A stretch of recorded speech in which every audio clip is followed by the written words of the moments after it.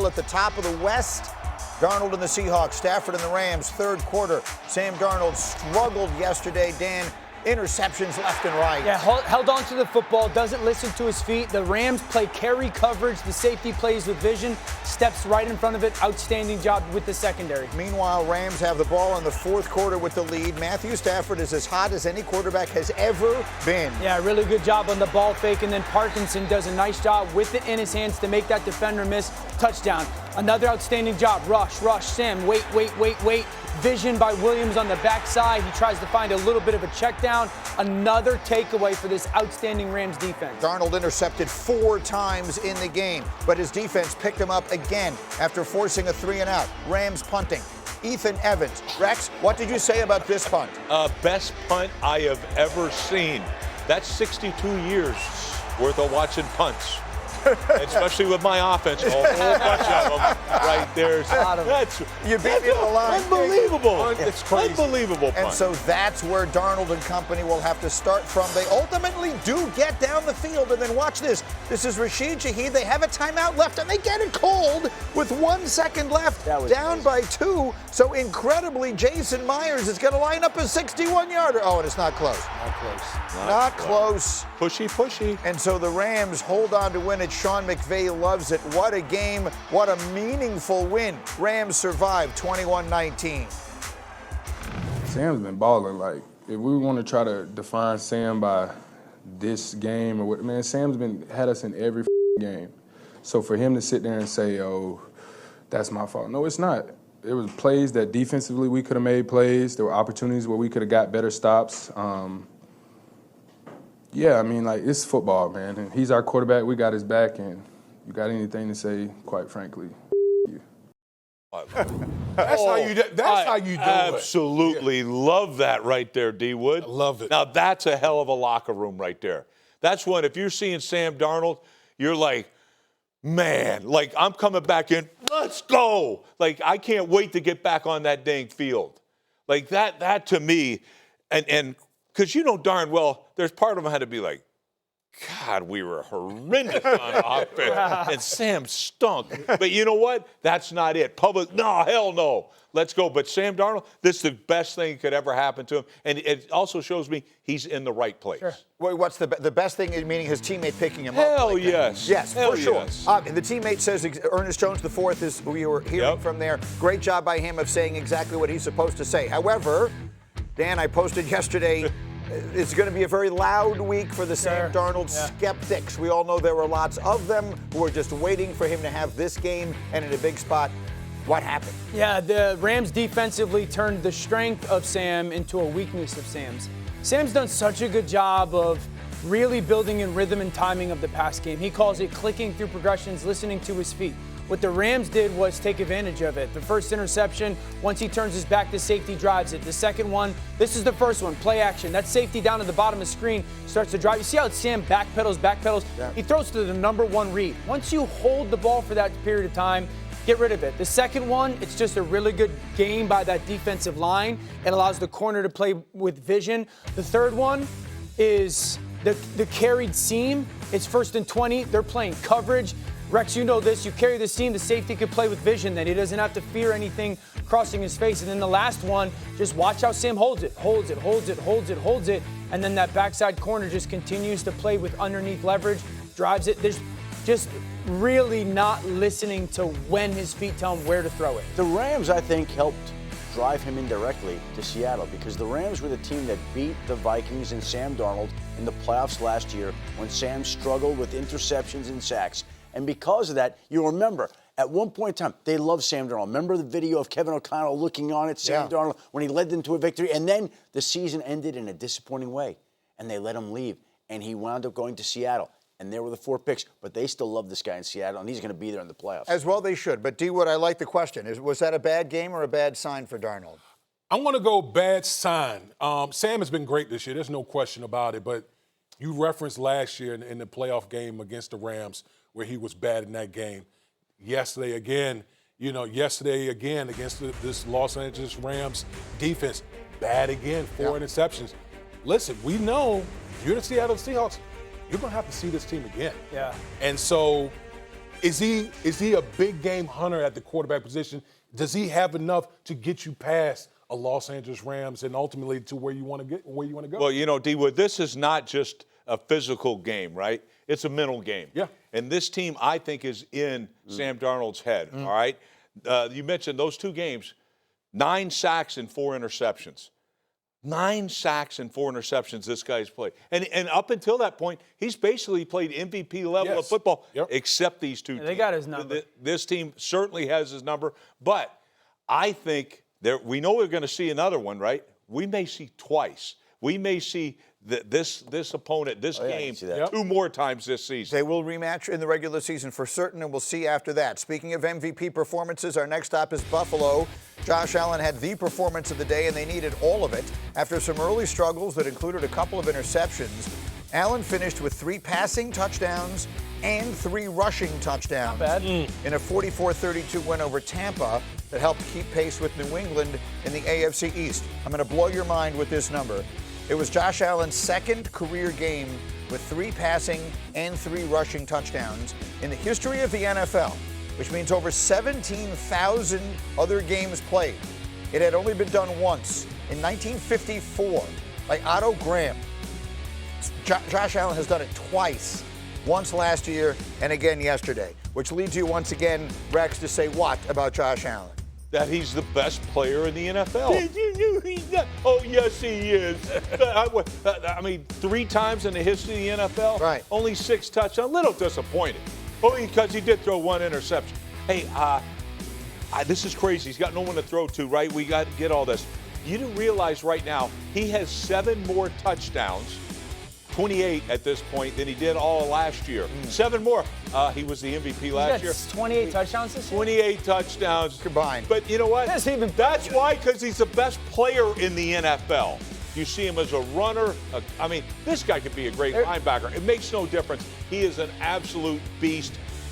How would this team do without Josh Allen at quarterback? Would they win 2 games? They'd be the Would they the coach of the Browns. freaking year? This guy's a great coach. That's a great player. Which begs the question, are they good enough? The reality is this was supposed to be Buffalo's year, and they needed all 6 of those touchdowns. We pointed out how important defense is. Yeah. And we pointed out Denver and the Rams and Seattle and Philadelphia.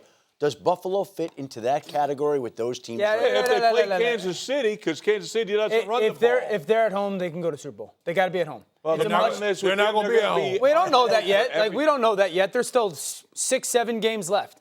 If they're at home, they can get to San Francisco, but they got to be at home. Listen, Tampa Bay ran it down their For over throats. 200 yards. That's what they do. And No, lost. that's right. Tampa never runs the ball. Right. Their 3rd-string running back, they had 202 yards in 3 quarters.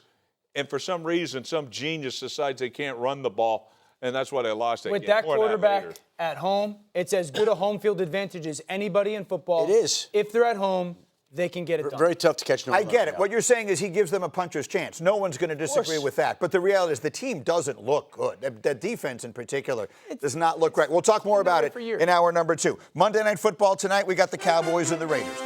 8 Eastern on ABC, ESPN, ESPN Deportes, the all-new ESPN app. Peyton and Eli, as usual, on ESPN2. NFL Live starts your day 3 Eastern, then Monday Countdown 6 Eastern. Fabulous day of football here on ESPN. Before we start our new hour, D. Wood, this is being transferred on to the next generation. This madness, this abomination. These are the mascots running the tush-push against a bunch of kids yesterday. D. Wood, this is a disgrace. It is a disgrace, man. Like we want this play eliminated everywhere, and now we want to put this on our children. Come on. Yeah, that's exactly right. Come on. I think not only do we need to eliminate it from the NFL, we need to eliminate mascots from running the tush-push. You eliminate mascots in general or just for the team? No, I love mascots. We should not be running the tush-push against children or anybody else. And with that, we begin hour number 2, coming off an incredible Sunday. We said yesterday morning on Countdown, it was probably the best Sunday schedule of the season, and it lived up to every ounce of the hype. Beginning at the end, Lions, Eagles in Philly. Should have been last year's NFC Championship game. Injuries derailed it. Now we got the Lions' first drive of the game. And Dan, right off the bat, the Eagles' defense sets the tone. Yeah, and you saw something. This defensive line had 5 batted balls last night for Philadelphia. Something where they realized that was going to be a huge key to the game. Jordan Davis gets his hands up. Cooper DeJean finds the football on a consistent basis.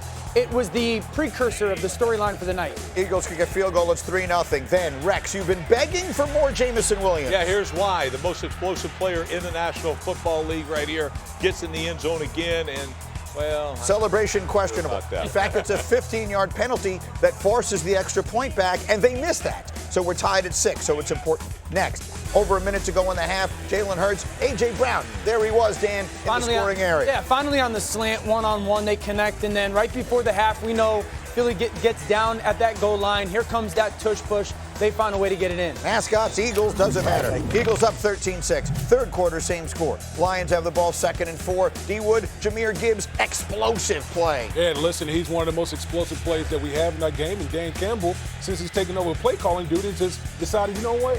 Pretty good idea to get it to our best guy. That leads to this. Schefter, 4th and goal. Goff, St. Brown. The Lions were 0 for 5. And that was the theme of the night. The Lions' defense missing starters came through. The Lions' offense on 3rd and 4th down did not. 0 for 5 on 4th down for the ball game. Eagles up 16-6. 4th and inches, looking to put it away, Dan, but this time the tush push is stopped. This never happens. This offense with this tush push, you see that internal kind of dive by that defensive line, and then plenty of bodies flying over the top. Outstanding job by that Lions defense, really, for the majority of the night. And then it all comes down to this. Inside of 2 minutes, Eagles 3rd and 8. If the Lions can get off the field, they're going to get the ball back in a one-score game with a chance to tie it or win it. And instead, this is called defensive pass interference. Damien Woody, what did you see? That's a crock of BS right here. Ridiculous call.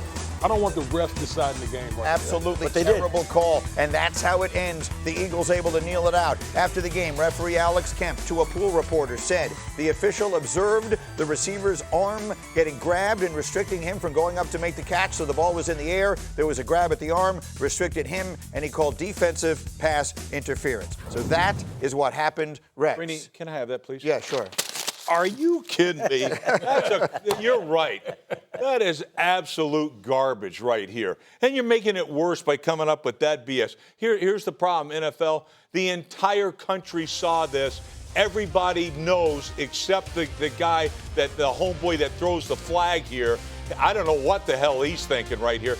But Chris Collinsworth, I thought, was tremendous on this call. Because he goes, if anything, it would be OPI, not DPI. You can't cover a guy any better than this. It's certainly not a foul. And look, the Lions, they probably wouldn't have scored. But you know what? I would like to have found out. They would have had 1:48 left. Yep. Like, come on. You got two of the greatest, athletes on the field in Gibbs and Williams. Who knows? One missed tackle, they may tie this thing up or go ahead and win the thing. So to me, I think it's absolute garbage. Never, ever invent a penalty that doesn't exist. Right. If anything, err on the side of caution. It's not hard. It better be legit. It's not legit, regardless of what kind of crap you told us. So Rex, if you're Dan Campbell today, there's no recourse. You're Dan Campbell. You see that play. You call the league. What are you doing to try to feel better about this? Is there anything you can do? Believe me, I know what Dan. He's going to send that play in. Yep. And be like, I don't care what the hell you say. I know it's official again. We know what the hell it is, and you know what? Just admit it. I don't want to see this garbage right here. The guy makes a mistake. Go back. I tell you what you do. You want Dan Campbell to feel better and the rest of the National Football League? Send this dude packing. Send him to junior high where he needs to officiate. This is not pass interference. Don't invent it. Don't invent it. That's not your job. Nobody wants to see you out there anyway. We want to see the greatest players in the world play and actually play and have a chance to win a freaking game. Like, I hate this call. I think it stinks. Don't invent a damn call. And the official will be marked down. And who gives a rat? I know. Send his ass out. We're trying to see if there's any byproduct. And the other thing is that, again, and I'm not telling you, you guys have invested your lives and work into these hours. These coaches, these players, they're putting everything on the line. And the game gets decided on a call like that to where the Lions don't by a get part-time employee. It's a terrible call. It's a shame that it comes down to that. Decided, yes, meaning the Lions would have had another chance. But a lot of things happened before that play come into effect. And so one storyline coming out of this is Dan Campbell's continuing insistence on going for it on fourth down. D. Wood, your reaction? Down. I would say this. We know it's in Dan Campbell's DNA. Everyone knows that. He's a very aggressive person. That's what he does. But I think sometimes when you're in the course of a game, I think you got to take the temperature of how the game is playing out. And I think some of these fourth downs, I don't know if I would necessarily have gone for it, considering how the Eagles' offense was playing. And so, again, it's Dan Campbell. He's very aggressive. But, I think some of these fourth downs were questionable, him going for it. Dan, here's the question. In a game that is clearly, at some point in this game, it went from we were expecting it to be a high-flying one where it becomes a defensive slugfest. Every now and again, finding a spot to take the points, down near the goal line, taking the points. Did you agree with the decisions to go for the fourth down? I was completely fine for them going for the fourth downs because of the where they went for them and also the kind of game situation. They don't lose the game because of it, though. And that's not the thing that's going to concern you moving forward. If you're Detroit. What concerns you if you're the Lions coming out of that game? It's the best defensive line they played up to this point, and the offensive line for Detroit got exposed. That's the thing that would be concerning, because if we're talking about Detroit and what they are in the future and legit NFC championship or Super Bowl run, you're going to have to play Philly, you're going to have to play Seattle, you're going to have to play the Rams to get there. Your offensive line can't handle those fronts. That's the thing that would concern me if I was Detroit. And it's a little bit of what we saw in week one, and it really hasn't showed itself since then. But this defensive line in Philly whooped Detroit's offensive line. On third down, on fourth down, on first down, no matter when they wanted to do it, they did it. And if you're Detroit and you're Dan Campbell, that's the thing that you're taking away. He's going to go for it on fourth down from now on, guys. This is not going to be anything new or gets changed. Oof. My concerning thing would be, can my offensive line, who has been my strength, handle other teams' defensive lines? Because last night they didn't. Jared Goff in the game winds up 14 of 37, to be clear. Sometimes with these Sunday night games, I'm going to assume some people didn't see it. He was 0 for 12. And under duress. Dealing with pressure. And right. He dealt with it a lot last night. And if the playoffs started today, the Detroit Lions would not be in the postseason, which is Can that offensive line handle the Rams' defensive line? No. Can it handle Seattle? Well, I mean, listen. When we talk about Jared Goff and pressure, remember when they played the Minnesota Vikings? Yeah. They were just killing them with pressure. So, you bring up a good point as far as the offensive line is concerned. There's a lot of defensive fronts in the NFC that he's going to have to contend with. Well, and I think the pressure is the key. It's not just the offensive line. All right, because you mentioned Minnesota, it was the blitz pickup by the backs. Right. All right, we saw it a little bit yesterday when Dean ends up hitting the quarterback late in the game when Montgomery can't get over. So there is certainly some issues. But the biggest thing to me was, look, I mean, the hands, the 5 deflected balls, that thing was humiliating to a team. And so to me, that has to be taught how we're going to get those hands down, especially in those situations. Even the first interception, guy is wide open. Yeah. They're in a guy within 10 yards of him. Right. Yeah. So to me, that's an issue. There's certain things you can do that maybe doesn't look pretty, but you can get their hands down. I can assure you that I think that's going to be addressed as well. Right. But look, I think it was a bad game or whatever, but it's had 3 of these. Right. They've had 3 of them. Look, Dan Campbell going into the game had to be thinking this. Guys, we're going to have to outscore this team. We have 4 of our top 5 defensive backs not even playing in this game. And guess what? The strength of your team was your defense. When have we said that? I think it's a great sign for Detroit that, hey, holy cow, we can actually play defense in this league now. They haven't been able to do that since Campbell took over. On the other side, go ahead. Let me just get the other side in here, because the Philadelphia Eagles are the defending Super Bowl champions, and they would be the 1 seed in the NFC if the season ended today, and they've beaten every good team on their schedule. They've played a murderer's row. That's right. They lost that crazy late game against Denver. But you look at their wins. Sometimes we question teams' wins. People want to point out the Bears have played a soft schedule. The Eagles have played a brutal schedule, and they win all these games. And yet, Dan, I'm contractually obligated to point out that they had fewer than 300 yards of offense in this game yesterday, that Devontae Smith had 1 catch for 8 yards, that Jalen Hurts was 14 of 28 for 135 yards. Is it good enough? Yes. There's 3 teams in the NFC that are in a class of their own. Philadelphia, the LA Rams, and the Seattle Seahawks. The reality is there's 2 quarterbacks that we unequivocally trust. Matthew Stafford and Jalen Hurts.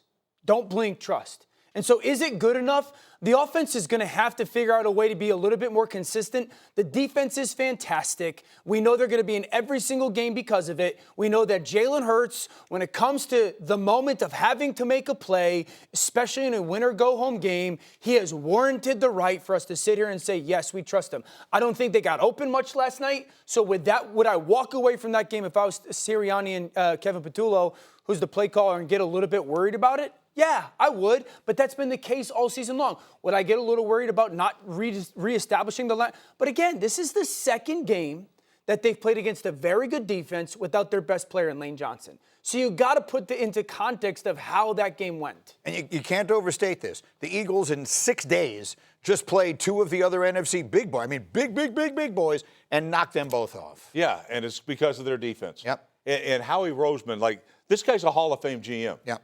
Like, he doesn't stay pat. The Jalen Phillips move. Jalen Phillips, that's right when it happened. I'm like, are you kidding? This could be the Von Miller OBJ. With Vic Fangio. So he just plug and play. All right, you win in. That's a brilliant move. And then you got Nolan Smith coming back. You got all these guys. They got every bit as good a defense as they had last year. Yeah. Maybe not as good at the interior, but close. And so to me, they're going to certainly be there. But here's an interesting thing. You mentioned Jalen Hurts you trust. Yeah. Why? Because he wins. The other thing is this. All right, we've seen the quarterback for the Commanders go out. How's that team look without their quarterback? Just awful. Like garbage, right? Yeah. Like how does he get hurt? Oh, running. Okay, so they expose him that way. You know who they're not exposing right now? Jalen Hurts. Yeah. Not until the playoffs. Yeah. Are you going to be healthy going into the playoffs? And all of a sudden now you're going to have to defend this team with a quarterback run game, which, trust me, is a pain in the butt. Yeah.